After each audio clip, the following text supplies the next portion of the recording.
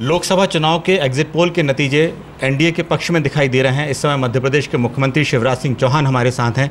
शिवराज जी, आपने 150 से ज़्यादा सभाएं मध्य प्रदेश में की हैं, बिहार, उत्तर प्रदेश, पश्चिम बंगाल, सब जगह हैं। आपका क्या आकलन कहता है? क्या मेरा आकलन है कि एनडीए 300 क्रॉस करेगा, 300 से ज़्यादा सीटें एनडीए को मिलेगी और भारतीय जनता पार्टी भी 272 के चमत्कारिक आंकड़े के आसपास निश्चित तौर पर रहेगी और एक मजबूत प्रधानमंत्री और स्थिर सरकार जो आज देश की आवश्यकता थी वो देश को मिल रही है। किस तरह के अलायंस सामने आएंगे? क्योंकि कई जगह क्या 272 बता रहे हैं, कुछ कम कुछ ज़्यादा हो सकता है। किस तरह के अलायंस पे नज़र है?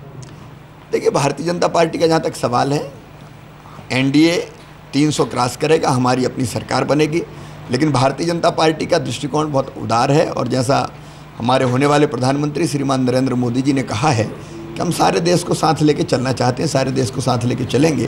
तो आने वाले समय में अब जैसे चर्चा और बातचीत होगी उसके आधार पर भारतीय जनता पार्टी अपनी रणनीति बनाएगी। लेकिन हमसे दूर कोई नहीं, हम सबके पास रहना चाहते हैं, सबके साथ रहना चाहते हैं। फ्यूचर सरकार किस तरह की होगी? क्योंकि हमेशा आपने भी कहा है कि केंद्र और राज्य में जो भेदभाव होता था, अब आपको लगता है जो फ्यूचर सरकार होगी उससे काफ़ी राज्यों को मदद मिलेगी? देखिए, एक तो स्थिर सरकार होगी, मजबूत प्रधानमंत्री होंगे और स्थिरता और मजबूती, ये दो चीज़ें आज की सबसे बड़ी ज़रूरत थी जो यूपीए के 10 साल के कार्यकाल में नहीं दिखी। आपने देखा, सरकार बनने की संभावनाओं से ही आज भारत का परिदृश्य बदल गया है, देश आत्मविश्वास से भरा हुआ है और बाज़ार की स्थिति बदल रही। तो एक तो देश की अर्थव्यवस्था बहुत मजबूत होगी, लेकिन उसके साथ साथ मध्य प्रदेश के साथ जो भेदभाव और अन्याय होता था, मैं बरसों से कहता चला आया था कि केंद्र सरकार हमारे साथ भेदभाव करती है। मध्य प्रदेश को न्याय मिलेगा, हमें अपना हक मिलेगा, हमें अपना अधिकार मिलेगा।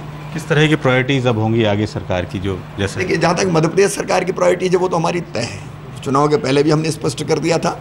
उसी दिशा में जो हमने रोड मैप बनाया है, हमने 100 दिन की कार्य योजना भी बनाई, अगले 3 महीने की कार्य योजना तैयार है, वैसे 5 साल की कार्य योजना तैयार है। तो रोड मैप हमारा तय है, लेकिन उस रोड मैप को पूरा करने के लिए भारत सरकार से जो अपेक्षित सहयोग है मोदी जी के नेतृत्व में, वो हमको मिलेगा। जो मध्य प्रदेश में सीटें बताई जा रही हैं वो 23 से 27 तक बताई जा रही हैं। आपको लगता है कि आपने सब कुछ मिशन 29 किस तरह से? देखिए, मिशन 29 का अर्थ ये है कि हमने सभी 2900 सीटें जीतने का प्रयास किया है और हम अभी भी इस संभावना से भरे हुए हैं कि हम अपना लक्ष्य प्राप्त करें।